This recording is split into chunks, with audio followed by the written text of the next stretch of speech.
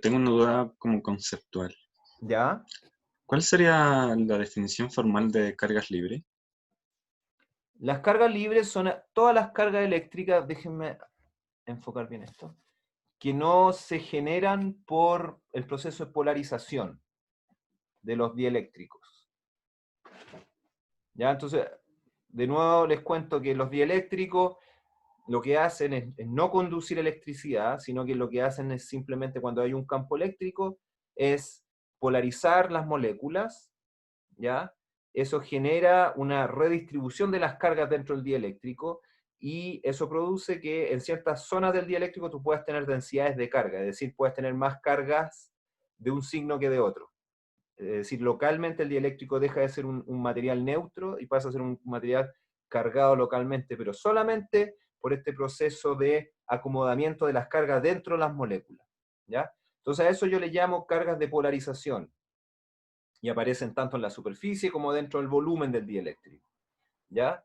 Pero uno también tiene cargas que no son de polarización, cargas que existen y que se deben a cualquier otra razón, ¿ya? Es decir, un electrón cayó en el material, eso pasa a ser una carga libre, no es una carga de polarización, porque no es una carga que se deba al proceso de polarización, que no es una carga que ocurra debido al proceso de polarización, ¿ya? Entonces, es una carga libre. Cualquier cosa que no sea debido a la polarización le vamos a llamar carga libre. ¿Está bien? ¿Sí? Sí, profe, queda más Ya, claro. ya. Profe, yo ¿Sí? tengo una pregunta respecto al fenómeno que se dan los conductores, cuando hay un conductor hueco y en el hueco del conductor una carga, Ujú, que se forma una densidad de carga superficial en la superficie interior del material conductor ujú. y otra superficie, o sea, otra densidad de carga superficial en la superficie exterior de carga como de la del conductor, más la carga Q que está dentro del hueco. Ujú. Esas cargas que se generan por la carga Q que está ahí adentro, eh, por qué se generan? Porque en el apunte sale que se generan, así como pasa esto, y no explica muy bien por qué pasa. Claro, a ver, tú te estás refiriendo a el caso en que yo tenga un conductor con un hueco, ¿ya? Sí, Para que no nos limitemos siempre a esferas, te voy a dibujar un conductor raro con una forma rara, ¿ya? Y esto, no sé, un pedazo, una pepita de oro, una cosa irregular, ¿ya? Pero esta pepita de oro tiene un hueco, que también es irregular, ¿ya? Por la razón que sea, viene con un hueco la pepita de oro. Entonces, supongamos que aquí ponemos una carga Q, que puede ser cualquier material cargado, ¿ya? Entonces, Q. Entonces, ¿qué es lo que pasa en los conductores? Los conductores son materiales, es decir, están hechos de algún tipo de, pueden ser moléculas, pueden ser átomos, en el caso del oro van a ser átomos de oro, ¿ya?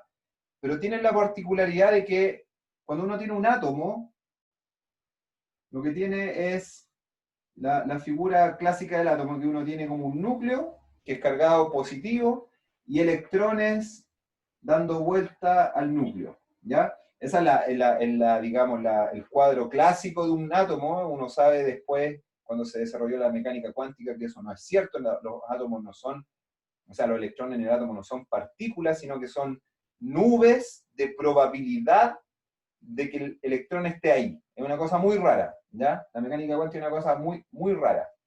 Pero eso es lo que es, ¿ya? Pero el punto de vista así efectivo, como yéndonos a lo concreto de lo que nos interesa a nosotros, uno sabe que el átomo tiene cargas positivas y cargas negativas, independiente de cómo se comporten esas cargas negativas llamadas electrones viven ahí, ¿ya?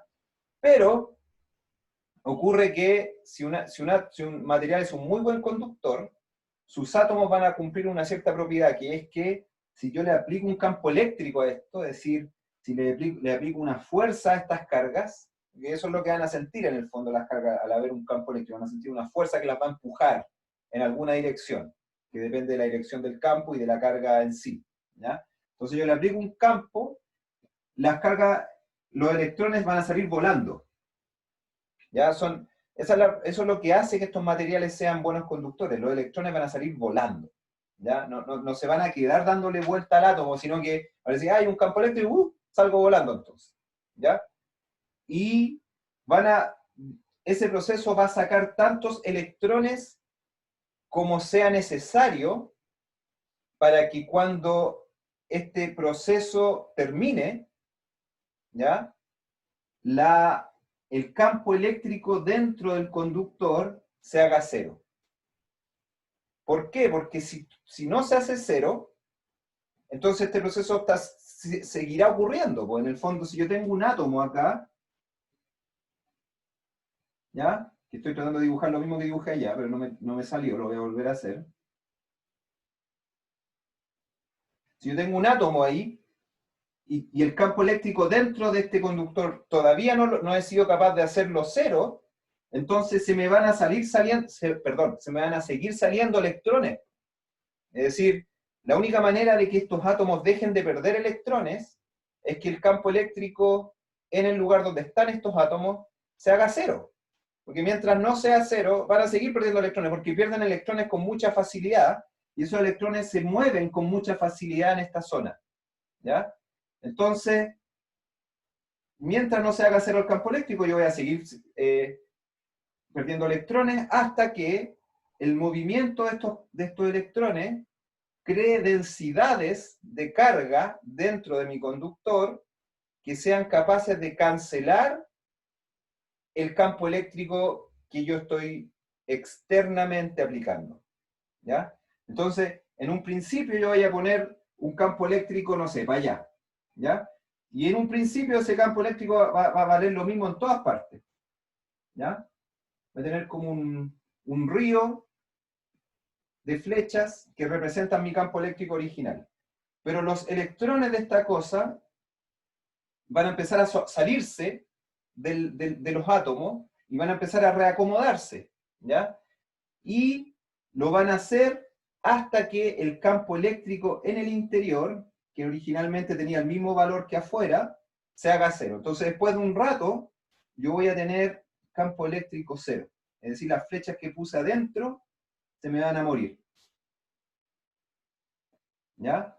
Y eso va a ocurrir cuando los electrones, imagínense si el campo va para allá originalmente. ¿Ya? Entonces, una partícula positiva dentro del conductor va a moverse en la misma dirección que el campo, pero los electrones se van a mover para el otro lado. Entonces los electrones se van a tender a acumular como acá. Y acá voy a tener muchos electrones. ¿Ya? Y por conservación de carga, acá voy a tender a acumular zonas donde el campo eléctrico, donde la densidad de carga va a ser positiva, porque voy a haber perdido los electrones. Es decir, los electrones que tengo acá los tengo que haber sacado de alguna parte. Entonces, eso va a generar un vacío de electrones por acá. ¿Ya? Entonces, por aquí voy a tener cargas positivas, o sea, esta zona la voy a tener cargada positiva, y esta zona de acá la voy a tener cargada negativa. ¿Ya? Y la distribución de estas cargas va a ser tal que cancelen el campo eléctrico. Es decir, si yo no tuviese campo eléctrico acá, esta distribución de cargas lo que me generaría serían campos para el otro lado.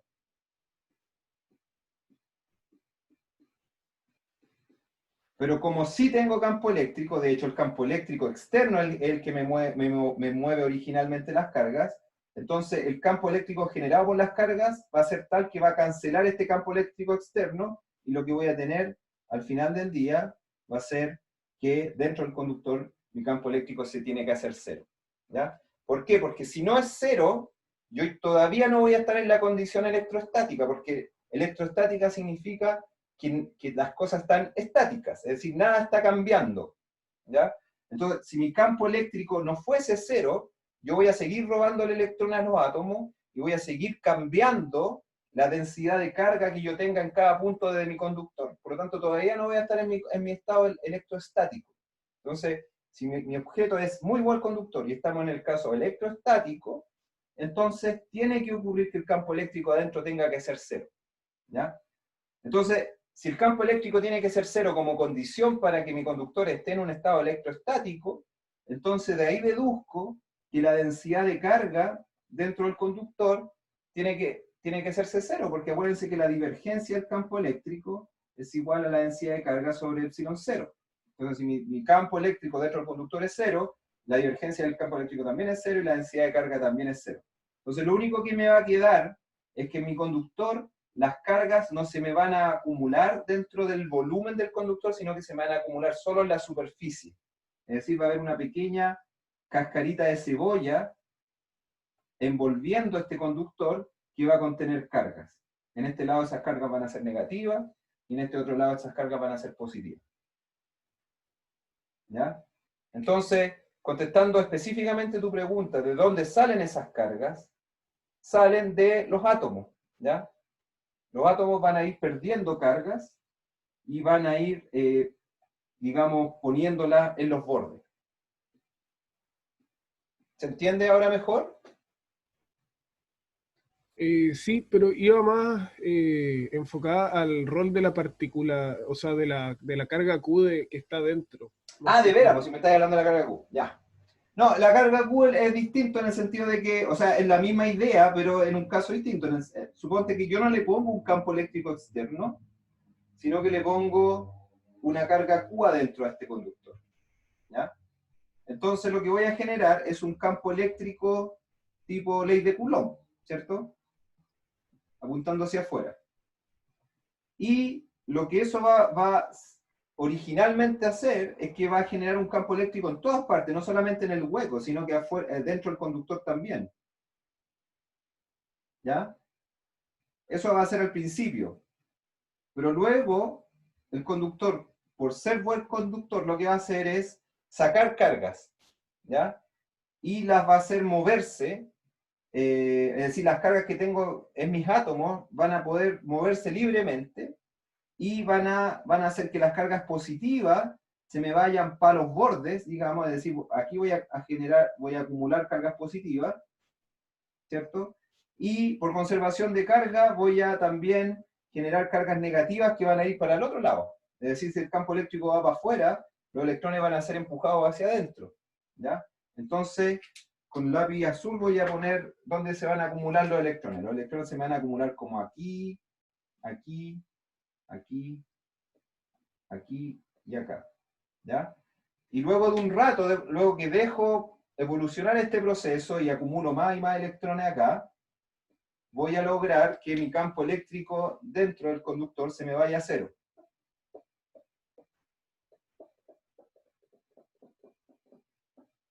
¿Ya? Ahí. Y eso va a ocurrir dentro del conductor, pero si yo después me fijo en una superficie de Gauss que esté rodeando al conductor, yo sé que el flujo del campo eléctrico a lo largo de esta superficie va a ser igual a la carga total contenida, ¿cierto?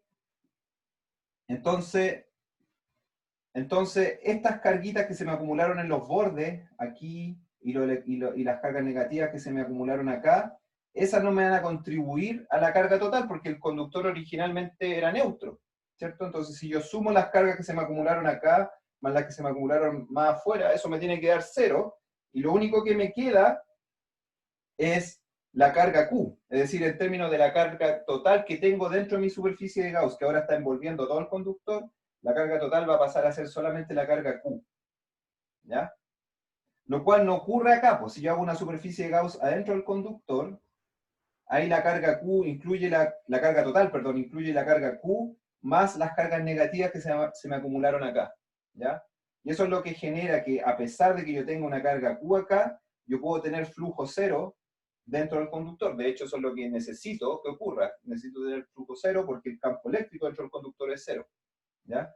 Pero si me voy más afuera, ahí el flujo ya no tiene que ser cero porque la carga total va a ser Q, ¿ya? Y eso inmediatamente me indica que el campo eléctrico afuera del conductor no es cero, es solamente adentro que se hace cero. ¿Te contesta eso la pregunta? Sí, profe, casi. ¿Sí? Ya. Ya, chiquillos. Ok, vamos a borrar acá y vamos a partir con un tema bien entretenido, de hecho, que tiene que ver con energía. ¿Ya? Hasta aquí hemos hablado de campos, hemos hablado de potenciales. Ahí, cuando hablamos de potencial, igual hablamos de energía, porque en el fondo cuando nosotros definimos el potencial, lo definimos como una integral del campo eléctrico que era muy análoga a la definición de energía potencial, ¿ya? Entonces ahí hablamos un poquito de energía asociada a una partícula que se mueve cerca de algún objeto con campo, ¿ya? Pero ahora lo que vamos a hablar es acerca de la energía de una distribución de carga, ¿ya? Es decir, a lo que me estoy refiriendo es cuánta energía yo necesito para poder lograr que un objeto esté cargado, ¿ya? Entonces, lo que vamos a calcular es, supongamos que tenemos una distribución de carga, que puede ser, no sé, una esfera con unas cargas Q repartidas por algunas partes, y después decimos, bueno, ¿cuál va a ser la energía que yo necesito para poder lograr esa configuración? Es decir, esas cargas están ahí porque alguien las trajo ahí. Alguien siendo algún potencial, alguna batería, lo que sea, pero hubo un agente físico que logró que esas cargas llegaran ahí y lo que vamos a hacer ahora es calcular qué energía necesito para poder poner las cargas en la posición en las cuales se encuentran, ¿ya? Y eso me va a permitir entonces hablar de la manera en que algunos dispositivos pueden ser capaces de acumular energía. Porque en el fondo, si yo logro poner cargas y hago trabajo para hacer eso, entonces ese dispositivo o esa distribución de carga lo que va a estar haciendo es va a estar acumulando energía, ¿ya? Va a ser como un resorte, es como pescar un resorte y apretarlo. Entonces cuando yo calculo el trabajo que yo realizo para apretar un resorte, ese trabajo va a ser en el fondo la energía que me va a acumular ese resorte, la energía que me va a almacenar ese resorte. Y en principio yo puedo disponer de esa energía porque si suelto, el resorte sale volando, ¿ya? Lo mismo ocurre con las cargas. Si yo pesco muchas cargas y las pongo juntitas, tengo que hacer trabajo. Y ese trabajo va a ser la energía que va a estar acumulada en esas cargas, ¿ya?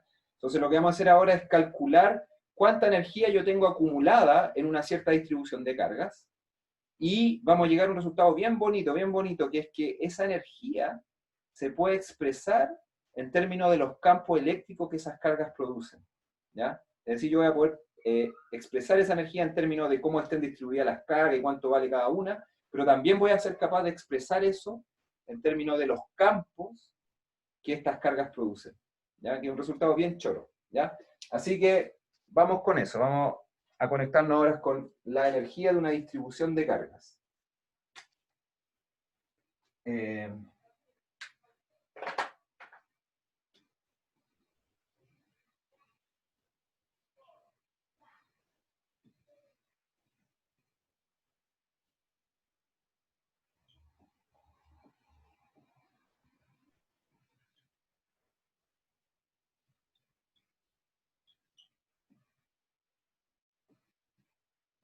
Ya. Entonces definamos a qué nos estamos refiriendo acá. La energía de una distribución de carga la vamos a entender como el trabajo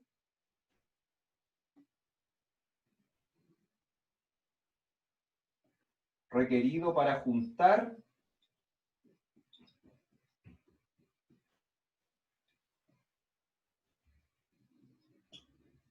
una cierta distribución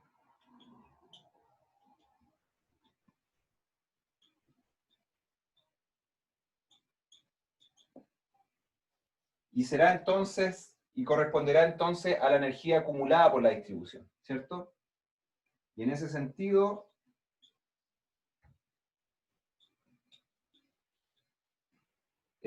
corresponde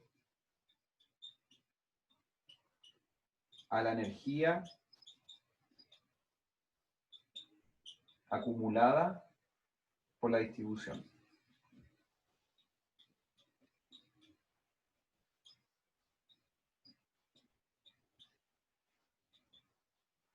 ¿Ya? En una manera análoga a si yo pesco un resorte que está primero estirado y lo comprimo. Es decir, le aplico una fuerza, dos fuerzas que se contraponen y después de un ratito el resorte está todo comprimido, ¿ya? Entonces en ese caso, en el caso del resorte,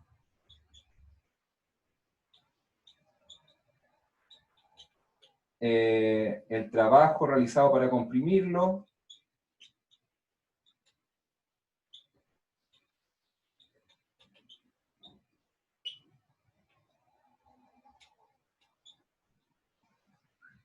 corresponde a la energía acumulada por este.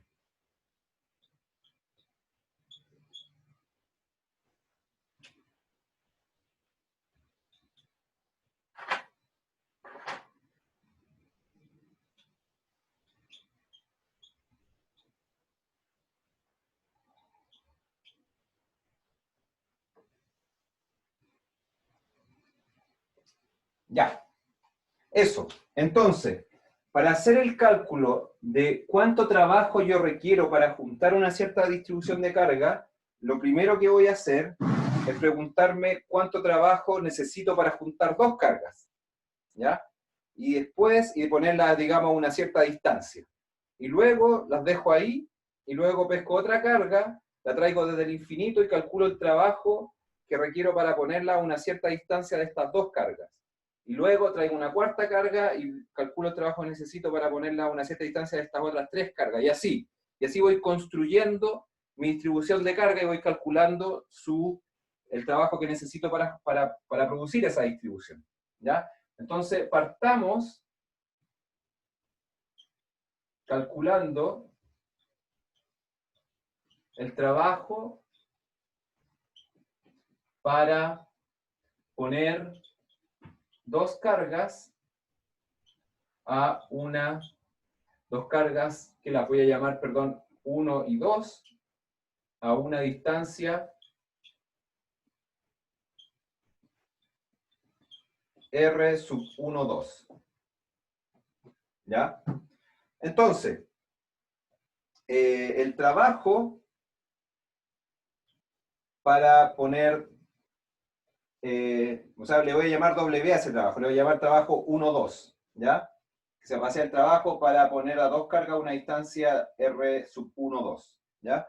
Entonces eso va a ser igual a la integral desde R infinito, digamos, hasta un cierto R sub 1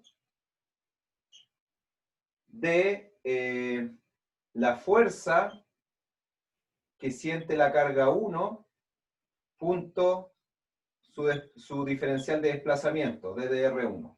Que le vamos a poner prima para diferenciarlo del R1 de allá. ¿Ya? Lo que vamos a notar es que el F1, estamos poniendo juntas dos cargas, pues entonces la fuerza que va a sentir la carga 1 va a ser debido a la carga 2. ¿Ya? Entonces esa fuerza, según la ley de Coulomb, va a ser el campo producido por la carga 2 multiplicado por la carga 1, ¿cierto?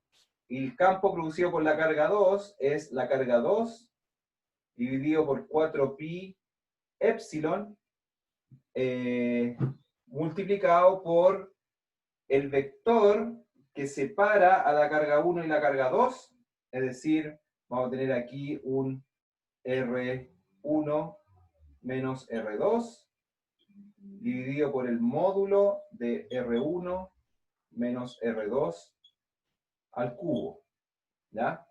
Fíjense que esto, y después multiplicado por Q1, entonces va a ir Q1 por Q2, ¿cierto? Entonces vamos a tener acá Q1, Q2. Fíjense que esta es la ley de Coulomb, ¿no? Pero tiene un epsilon en vez de un epsilon 0, y eso, ¿se acuerdan que nosotros lo vimos, que cuando uno estaba en un medio dieléctrico, la ley de Coulomb se veía igual que en el vacío, pero lo que cambiaba era simplemente que lo que poníamos acá en el denominador no era el epsilon 0, sino que era el epsilon. Eso lo vimos en la clase anterior. ¿Ya? Entonces, si yo tengo un material y pongo una carga ahí, mi ley de Coulomb va a cambiar simplemente en cambiar el epsilon 0 por el epsilon. Ya, pues, entonces eso es, entonces mi trabajo 1, 2 va a ser igual a integral desde R infinito a R1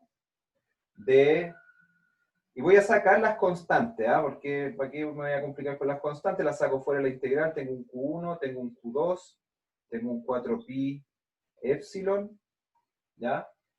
Y luego me queda todo el resto, que sería Este R1 va a ser R1', ¿no? Porque en el fondo es mi variable de integración, es distinto al R1 que pongo al final, en los límites de integración. Entonces me queda R1' menos R2 dividido por el módulo de R1' menos R2 al cubo, ¿ya? Punto de R1'. Eso, entonces lo que me está faltando acá es hacer un simple cambio de variable para que las cosas me queden un poquito más simples. Entonces me va a quedar, digamos que R1' menos R2, yo lo puedo llamar, pongámosle R1', ¿ya? Entonces, como R2 para efecto de la integral es una constante, yo puedo hacer este cambio de variable y lo que me queda entonces es que mi trabajo 1,2 va a ser igual a la integral. No voy a mencionar todavía los límites de integración, preocupémonos primero lo de adentro. Voy a poner aquí Q1, Q2 sobre 4pi epsilon. Y entonces, si hago este cambio de variable, me queda un R1' punto D de R1. Pero D de R1, como R2 es una constante, es D, perdón, D de R1' es, dado que R2 es una constante, es igual a D de R1', ¿ya? Entonces lo que me va a quedar acá es D de R1', ¿ya? Y todo esto dividido por el módulo de R1' menos R2, es decir, sería el módulo de R1', al cubo, entonces me queda R1', al cubo. ¿Ya? Y en los límites de integración, si antes mi variable R1' llegaba hasta R1, entonces mi variable R1', que es R1' menos R2, va a llegar hasta R1 menos R2, ¿cierto? Entonces me queda acá R1 menos R2. ¿Ya? Y cuando mi variable R1' llegaba hasta infinito, y yo la cambio por R1', que es R1' menos R2, yo me doy cuenta que R1', también llega a infinito, ¿cierto? Porque el hecho de que a R1' yo le reste R2, no, en el caso en que R1' es infinito, no cambia el hecho de que esta resta va a seguir siendo infinita. Si yo pesco infinito y le quito R2, sigue siendo infinito, ¿ya? Entonces el límite de abajo va a seguir siendo algún R infinito, ¿ya? Ok, entonce aquí me queda una integral mucho más simple. Acá voy a usar el hecho de que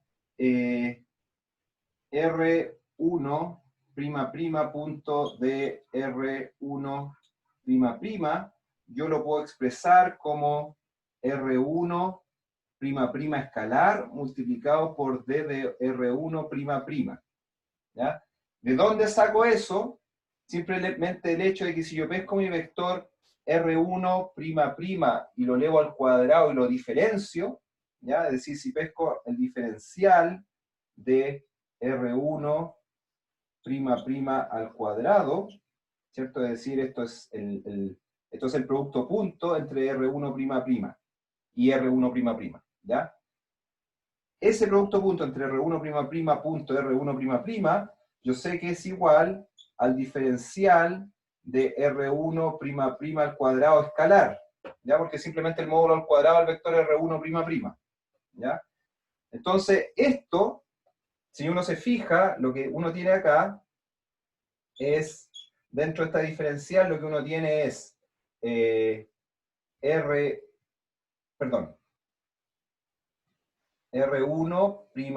sub X, ¿ya? Es decir, la componente X del vector R1', al cuadrado, más R1', sub Y, aquí le voy a sacar esta comita, ¿ya? Al cuadrado, más R1', Z al cuadrado. Entonces, el diferencial de esto, es decir, todo esto que tengo acá, va a ser simplemente igual a 2 R1'X por D de R1'X, más 2R1'y por D de R1'y más 2R1'z por D de R1'z. ¿Ya? Es decir, lo que tengo acá es simplemente 2 veces, si factorizo por el 2, me queda R1'' vector punto D de R1'' vector. ¿Ya? Entonces, todo lo que tengo acá es 2 veces el producto punto entre R1'' vector y el diferencial de R1'' vector. ¿Ya? Y lo que tengo a este otro lado es mucho más simple porque esto es un único escalar al cuadrado y es simplemente 2 R1'' escalar por D de R1''. ¿Ya? Entonces lo que estoy encontrando es que esto es igual a esto. Si cancelo los dos, me queda que el producto punto entre R1'' vector y D de R1'' es igual a R1'' escalar por D de R1''. ¿Ya? Entonces, toda esta lecera que hice, ¿ya? Larga, me lleva a encontrar que esto es simplemente R1'' punto D de R1''. Sin punto, mejor dicho, o sea, multiplicado. ¿Ya? Entonces, ¿qué es lo que estoy logrando hacer esto? Con esto estoy logrando expresar el integrando en términos del módulo del vector R1''. Es decir, mi variable de integración ahora pasa a ser el R1'' escalar, por lo tanto, mis límites de integración no tienen que ver ahora con un cierto valor del vector R1'', sino que tienen que ver solamente con el módulo de ese vector. Por lo tanto, mis límites de integración ahora yo los puedo pasar a escalares. ¿Ya? Y lo que me queda es que el trabajo 1,2 pasa a ser igual a Q1, Q2 sobre 4pi epsilon por la integral desde R infinito, que ahora va a ser un escalar, porque mi variable de integración va a ser un escalar, hasta el módulo de R1 menos R2 vectores, ¿ya? O sea, el módulo de la diferencia entre esos dos vectores, y lo que me queda acá entonces es R1'' D de R1'' dividido por R1'' al cubo, entonces tengo un R1'' en el numerador y 3 R1'' en el denominador, entonces cancelo estos de acá y me queda R1'' al cuadrado en el denominador. ¿Ya? Y esto es súper sencillo de calcular, ¿cierto? Esta integral es integral de una variable a la menos 2, digamos, ¿cierto? Por lo tanto, yo sé que esto me da Q1, Q2 sobre 4pi epsilon 0 por la siguiente cantidad que sería menos 1 sobre R1'' evaluado entre módulo de R1 menos R2 y R infinito. ¿Ya? Ok. ¿Está bien esto? ¿O me estoy comiendo un signo? A ver.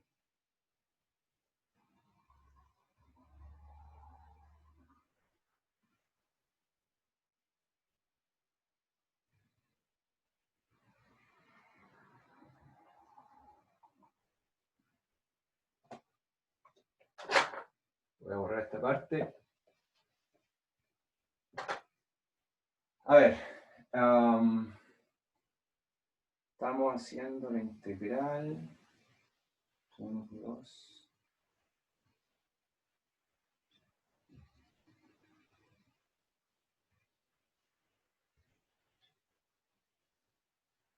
Me está entrando la duda por este signo menos acá. A ver.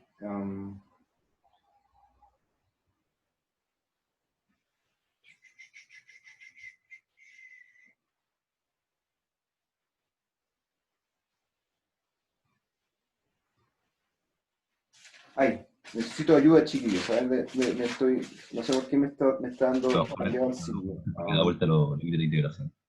¿Perdón? Entonces, como da vuelta los límites, Repíteme, Cristóbal. me pinta a mí que el signo menos da vuelta los límites de integración. Entonces quedaría desde el módulo hasta R infinito. Así no quedaría el signo menos. ¿O no? No, pero a ver, hasta acá estamos claros, ¿no? Hasta esta parte de acá, ¿estamos de acuerdo? Tú dices que el problema viene de aquí para el paso que va desde acá para acá, ¿no? ¿Eso me estás diciendo? No, yo digo que por el tema del signo menos, que a lo mejor es porque da vuelta los límites de integración.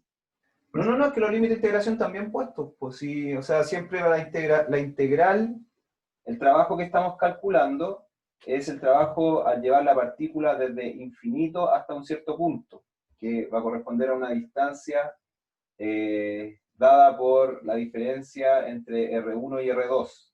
Entonces uno integra desde infinito hasta ese punto, ¿ya? Lo que me estoy confundiendo ahora es con el... Ay, perdón.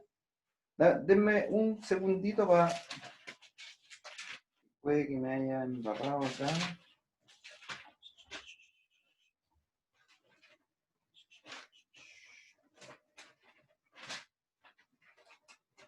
Ya.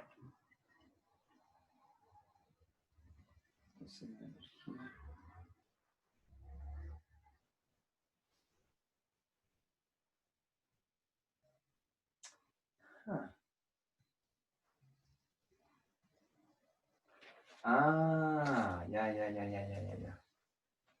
Ya.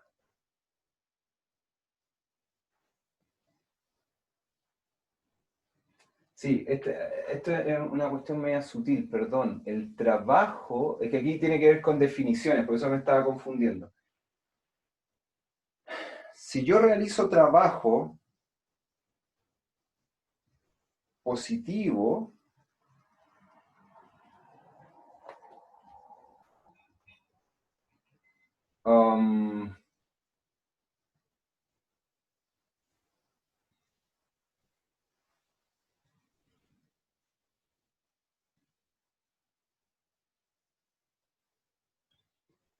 un cambio en energía cinética, más el cambio en energía potencial.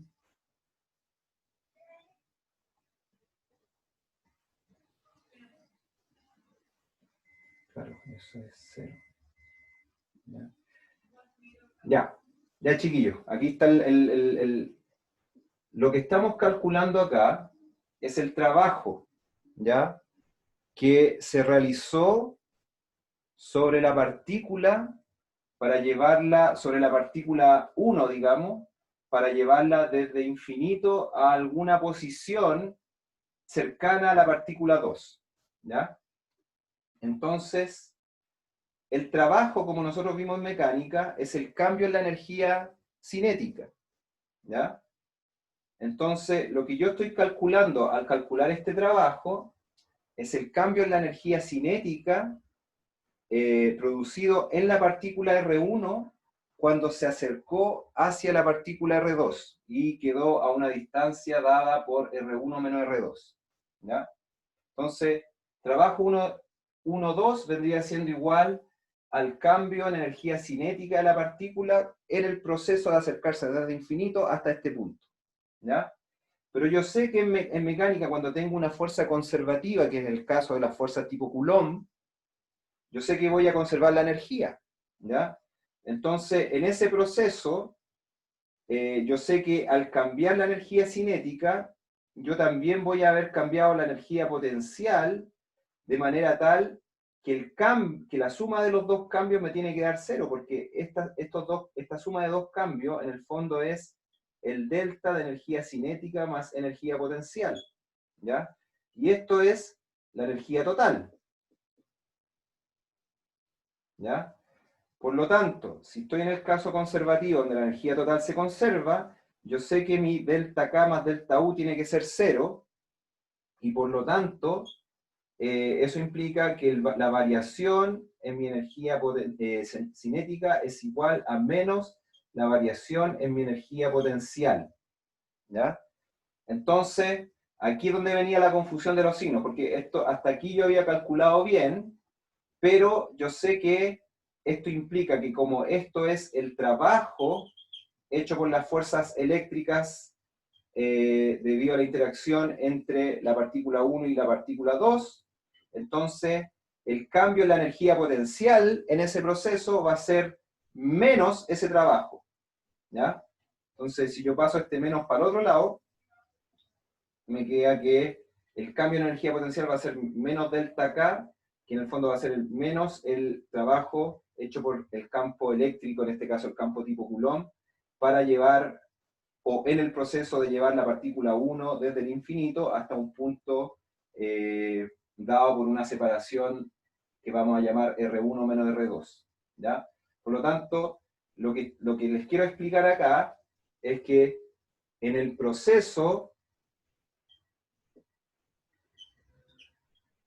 de llevar la partícula 1 desde el infinito hasta una distancia dada por módulo de R1 menos R2. Esta, me estoy refiriendo a la partícula 1, va a experimentar un cambio en su energía potencial, que nosotros llamamos delta U, igual a menos el cambio en su energía cinética, la cual a su vez, por el teorema fundamental de la mecánica, digamos, es igual a menos el trabajo hecho por las fuerzas que hicieron que la partícula, o que interactuaron con la partícula mientras ella llegó desde el infinito hasta el punto de separación R1 menos R2. Por lo tanto, ahora puedo poner en vez de delta K, puedo poner exactamente lo que calculé acá, que sería mi omega 1,2, por lo tanto el delta U es igual a menos omega 1,2. ¿Ya? Entonces eso me permite definir un cambio en energía potencial debido a la interacción entre la partícula 1 y partícula 2, que va a ser exactamente lo que obtuvimos acá, pero con un signo menos. ¿Ya? Y ahí me aparece el signo menos. Entonces tenía esa confusión conceptual, digamos, que espero que haya servido para que ustedes también puedan digerir un poco mejor esto. En el fondo, a veces cuando uno se confunde un poco, se enreda un poquito, a veces es una buena oportunidad para que ustedes mastiquen bien lo que estoy tratando de decir. O sea, lo mastiquen mejor, digamos. Entonces, llegamos a la conclusión que mi cambio en energía potencial por la interacción, o mejor, llamémoslo la energía potencial debido a la interacción entre la partícula 1 y 2, es igual a menos el trabajo 1,2, y por lo tanto me queda igual a esto que tengo acá, pero sin el signo menos. Entonces me queda Q1, Q2, sobre 4pi epsilon, por 1 sobre R1'', evaluado entre módulo de R1 menos R2 y R infinito. ¿Ya? Entonces, evidentemente, cuando nosotros evaluamos esto en R infinito, se me va a 0, ¿ya? Y lo que me queda es simplemente esta parte de arriba, el módulo de R1 menos R2. Entonces me queda energía potencial 1,2 es igual a Q1, Q2 sobre 4pi epsilon por 1 sobre el módulo de R1 menos R2. ¿Ya?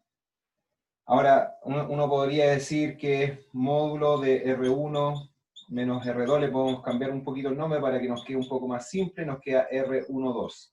¿Ya? que no es otra cosa que la distancia a la cual quedaron las partículas.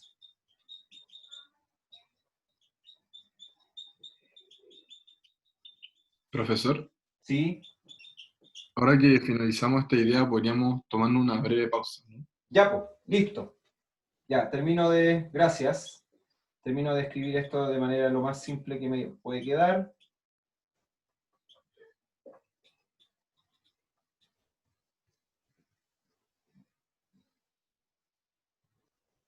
Ya.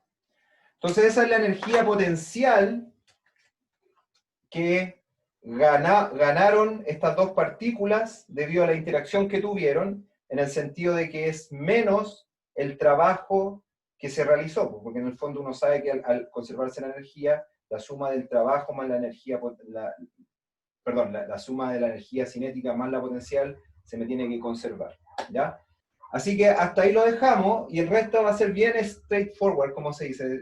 A partir de este resultado vamos a poder sacar bien claramente la energía de una distribución cuando ya no tenemos solo dos partículas, sino que tenemos muchas partículas, ¿ya? Así que lo dejamos ahí, tómense los 7 minutitos y después continuamos.